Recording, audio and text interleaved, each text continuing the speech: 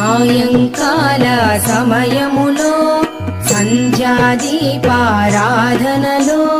వచ్చును తల్లి మహాలక్ష్మి, వచ్చును తల్లి వరలక్ష్మి. కాళ్లకు గజ్జెలు కట్టింది, మెడలో హారము వేసింది, పిలచిన వెంటనే పలికింది, అడిగినదంతా ఇచ్చింది. సాయంకాల సమయములో సంధ్యాదీపారాధనలో వచ్చును తల్లి మహాలక్ష్మి, వచ్చును తల్లి వరలక్ష్మి.